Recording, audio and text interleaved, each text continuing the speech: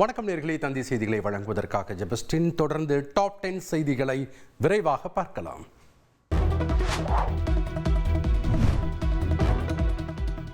Cyprus நாட்டுக்கு சென்ற பிரதமர் மோடிக்கு அந்நாட்டு வாழ் இந்தியர்கள் உற்சாக வரவேற்பளித்தனர்.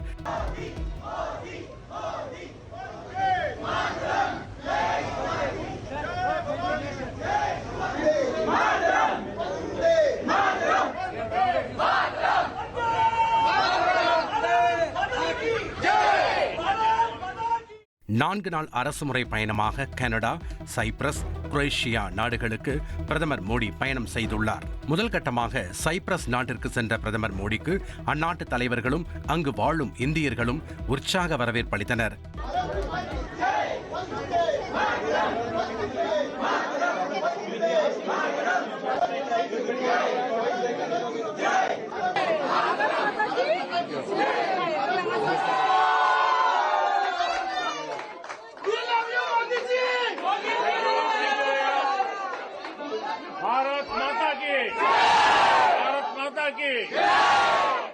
கடந்த 23 ஆண்டுகளில் சைப்ரஸ் நாட்டிற்கு பயணம் மேற்கொள்ளும் முதல் பிரதமர் என்ற பெருமையை பிரதமர் மோடி பெற்றுள்ளார்.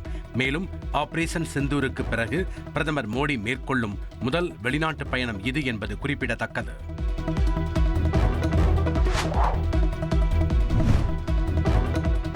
வரலாற்றில் முதன்முறையாக டெல்டா பாசனத்திற்காக கல்லணையில் இருந்து தண்ணீர் திறக்கப்பட்டுள்ளது.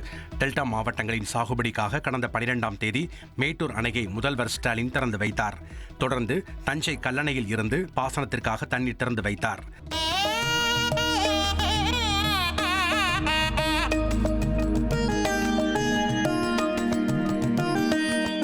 காவிரி, வெண்ணாறு, கல்லணை கால்வாய் ஆறுகள் மூலம் தண்ணீர் பாசனத்திற்கு பகிர்ந்தளிக்கப்படும் வகையில் தண்ணீர் திறக்கப்பட்டுள்ளது. இதன் மூலம் டெல்டா மாவட்டங்களில் 5.28 லட்சம் ஏக்கர் விளை நிலங்கள் பாசன வசதி பெறுவது குறிப்பிடத்தக்கது.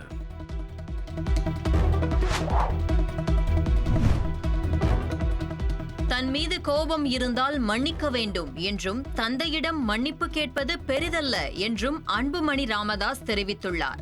பாமக நிறுவனர் ராமதாஸ் ஒரு தேசிய தலைவர் எனவும் அவரது லட்சியத்தை நிறைவேற்றுவதுதான் மகனாக தனது கடமை என்றும் அன்புமணி குறிப்பிட்டுள்ளார். மருத்துவர் ஐயா உள்ளிட்ட உலகில் வாழ்கின்ற அத்துணை தந்தையர்களுக்கு என்னுடைய வாழ்த்துக்கள், பாராட்டுகளை நான் தெரிவிக்கின்றேன். மருத்துவர் ஐயா அவர்கள் நீண்ட ஆயுளுடன் வாழ வேண்டும். 100 ஆண்டுகளுக்கு மேல் நல்ல ஆயுளுடன், நல்ல மன நிம்மதியுடன், நல்ல உடல்நலத்துடன், மகிழ்ச்சியோடு வாழ வேண்டும்.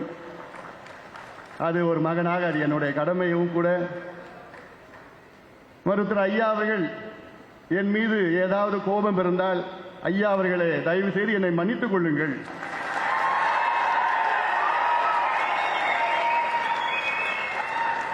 தந்தையிடம் மன்னிப்பு கேட்பது ஒரு பெரிதல்ல. அதே வேளையிலே ஐயா அவர்கள் 100 ஆண்டுகளுக்கு மேல் நல்ல மகிழ்ச்சியோடு வாழ வேண்டும். அது ஒரு மகனுடைய கடமையும் கூட. ஐயா அவர்கள் 10 ஆண்டுகளுக்கு முன்பு ஐயாவுக்கு பைபாஸ் நடந்தது. இன்னைக்கு ஐயாவுக்கு சுகர், பிபி எல்லாமே இருக்கு. அதனால தான் நான் சொன்னேன், நீங்க நல்லா இருக்கணும், நல்ல உடல்நலத்தோட இருக்கணும், டென்ஷன் ஆகாதீங்க. நீங்க சொல்லுங்க, என்னென்ன செய்யணும்னு சொல்லுங்க. ஒரு மகனாக, கட்சியின் தலைவராக அப்படியே டக்கு டக்கு டக்கு சொல்லிட்டு செய்யலாம், சுலபமா செஞ்சுட்டு போலாம். ஐயா அவர்களே, வருத்தப்படாதீங்கள், கவலைப்படாதீங்கள், கோவப்படாதீங்கள்.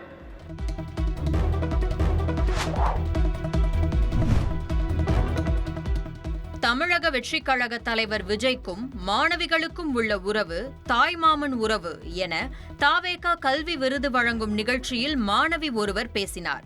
தாவேகா கல்வி விருது வழங்கும் விழா நிகழ்வுகள் தொடர்பாக தமிழக வாழ்வுரிமை கட்சி தலைவர் வேல்முருகன் அண்மையில் சில கருத்துக்களை கூறியிருந்த நிலையில் மாணவி இதுபோன்று பேசியது விழாவுக்கு வந்திருந்தவர்களின் கவனத்தை ஈர்த்தது. ஒத்த சீட்டுக்கு அலையறவங்க 2 கிராம் தங்கத்துக்கு நாங்க இங்க வரோம்னு பிற்போக்குத்தனமா பேசுறவங்க அவங்களுக்கு எல்லாம் ஒண்ணு சொல்லிக்கிறேன். எங்கள் தலைவருக்கும் எங்கள் குழந்தைகளுக்கும் உள்ள உறவு தாய்மாமன் உறவு. தாய்க்கே இல்லாத உரிமை கூட தாய்மாமனுக்கு உண்டு. சில புரியாத தற்குறிகளுக்கெல்லாம் இது தெரியாது, புரியும். நாளை எதிர்காலம் நீங்கள் தான். உங்களை பின்பற்றி நடப்பது நாங்கள் தான் அண்ணா. அட்வான்ஸ் ஹாப்பி பர்த்டே அண்ணா. நான் உங்களோட tie had fan Anna.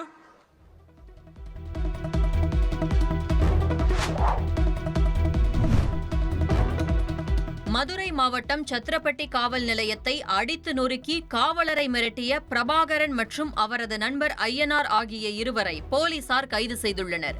Madurai we Chathirapatti கிராமத்தைச் சேர்ந்த சரித்திர பதிவேடு குற்றவாளியான பிரபாகரனை விசாரணைக்கு ஆஜராக அழைத்தபோது அவரது நண்பர் ஐயனாருடன் சேர்ந்து சத்திரப்பட்டி காவல் நிலையத்தை சேதப்படுத்தி தப்பி ஓடினார். இது தொடர்பாக இருவரையும் போலீசார் தேடி வந்த நிலையில் விருதுநகர் அருகே கைது செய்ய சென்றபோது தப்பிக்கும் நோக்கில் கண்மாயில் குதித்து ஓடியபோது பிரபாகரனின் வலது கை மற்றும் இடது காலில் எலும்பு முறிவு ஏற்பட்ட நிலையில் மருத்துவமனையில் அனுமதிக்கப்பட்டார். அவரது கூட்டாளி ஐயனாரை கைது செய்து போலீசார் சிறையில் அடைத்தனர்.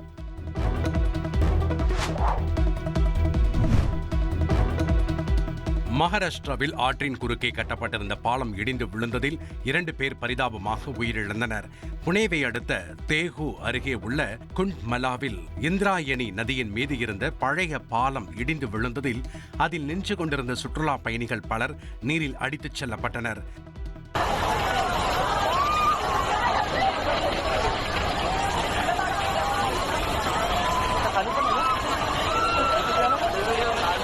தகவல் அறிந்து வந்த மீட்புப் படையினர் கொட்டும் மழையிலும் மீட்புப் பணியை தீவிரப்படுத்தினர்.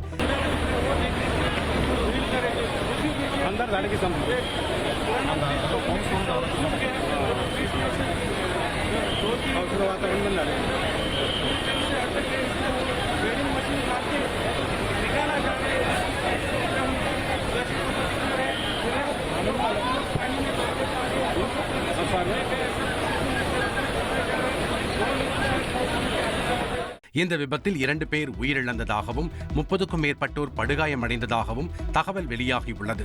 மீட்புப் பணிகள் தொடரும் நிலையில் உயிரிழப்புகள் அதிகரிக்கக்கூடும் என அஞ்சப்படுகிறது.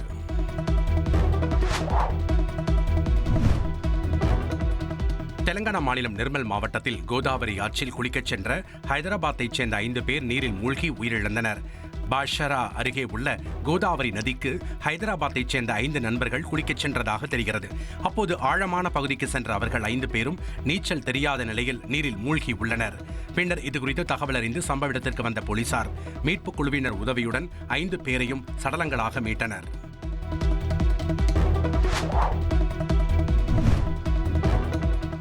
சென்னை அண்ணா நகரில் போக்குவரத்து நெரிசலை குறைக்கும் விதமாக சாலையோரம் நிறுத்தப்படும் அனைத்து வாகனங்களுக்கும் ஸ்மார்ட் பார்க்கிங் திட்டப்படி செப்டம்பர் மாதம் முதல் பார்க்கிங் கட்டணம் வசூலிக்கப்பட உள்ளது. ஸ்மார்ட் பார்க்கிங் திட்டப்படி அண்ணா நகரில் 2000 பார்க்கிங் பகுதிகள் அடையாளம் காணப்பட்டுள்ளன. இவற்றில் கனரக வாகனங்களுக்கு 1 மணி நேரத்திற்கு 60 ரூபாயும், கார் உள்ளிட்ட இலகுரக 4 சக்கர வாகனங்களுக்கு 40 ரூபாயும், 2 சக்கர வாகனங்களுக்கு 20 ரூபாயும் வசூலிக்கப்பட உள்ளது. குடியிருப்பு சாலைகளில் நிறுத்தப்படும் கார்களுக்கு 1 மணி நேரத்திற்கு 20 ரூபாயும், 2 சக்கர வாகனங்களுக்கு 10 ரூபாயும் கட்டணமாக நிர்ணயிக்கப்பட்டுள்ளது. பார்க்கிங் கட்டணம் வசூலிக்கும் 100 பணியாளர்களுக்கும் உடலில் பொருத்திக் கொள்ளும் வகையில் கேமராக்கள் வழங்கப்பட உள்ளன. கட்டணம் செலுத்தாமல் வாக்குவாதத்தில் ஈடுபடுவோர் மீது சட்ட நடவடிக்கை எடுக்கப்படும் என்றும் சென்னை ஒருங்கிணைந்த போக்குவரத்து குழும அறிக்கையில் கூறப்பட்டுள்ளது. கட்டணம் செலுத்தாமலோ அனுமதிக்கப்பட்ட கட்டண நேரம் கடந்த பின்பும் அகற்றப்படாமலோ நிற்கும் வாகனங்களின் சக்கரம் 3 மணி நேரத்தில் பூட்டு போட்டு பூட்டப்படும் என்றும் 6 மணி நேரத்திற்கு பிறகு அத்தகைய வாகனங்கள் காவல் நிலையத்திற்கு இழுத்துச் செல்லப்படும் என்றும் எச்சரிக்கப்பட்டுள்ளது. தனிநபர்களை ஏற்றிச் செல்லவோ அல்லது இறக்கிவிடவோ அண்ணா நகர் வரும் வாகனங்களுக்கு முதல் 10 நிமிடங்களுக்கு பார்க்கிங் கட்டணம் ஏதும் வசூலிக்கப்படாது என்றும் 10 நிமிடங்களை கடந்தும் ஒரே இடத்தில் நிற்கும் வாகனங்களுக்கே கட்டணம் என்றும் அறிவிக்கப்பட்டுள்ளது. அண்ணா நகரில் குடியிருப்பு சாலைகளும் ஸ்மார்ட் பார்க்கிங் பகுதிகளாக வரையறுக்கப்பட்டுள்ளதால் அபார்ட்மெண்ட்களில் வாகன நிறுத்துமிடம் இல்லாதோர் கட்டணம் செலுத்தியே சாலையோரம் வாகனங்களை நிறுத்த முடியும் என்றும் அவர்களுக்கு மாதாந்திர பாஸ் வழங்கப்படும் என்றும் தெரிவிக்கப்பட்டுள்ளது. நள்ளிரவு 11 மணி முதல் காலை 9 மணி வரை வாகனங்களுக்கு பார்க்கிங் கட்டணம் இல்லை என்று கூறியுள்ள சென்னை ஒருங்கிணைந்த போக்குவரத்து குழுமம் அண்ணா நகரை தொடர்ந்து படிப்படியாக சென்னை முழுவதும் இத்திட்டம் நடைமுறைப்படுத்தப்படும் என்றும் கூறியுள்ளது.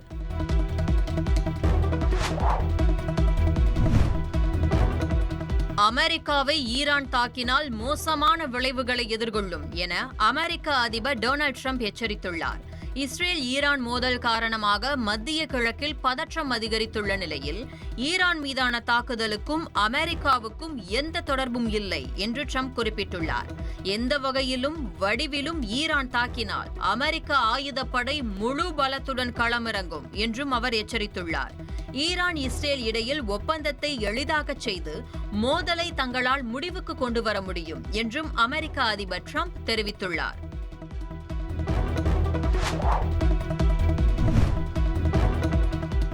இஸ்ரேல் மீது ஈரான் தாக்குதல் நடத்தியதை லெபனான் மக்கள் வரவேற்றனர்.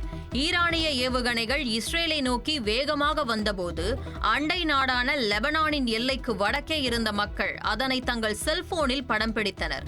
அப்போது அங்கிருந்த சாக்ஸபோன் கலைஞர் ஒருவர் ஏவுகணை தாக்குதலை ரசித்தபடி சாக்ஸபோன் வாசித்தார்.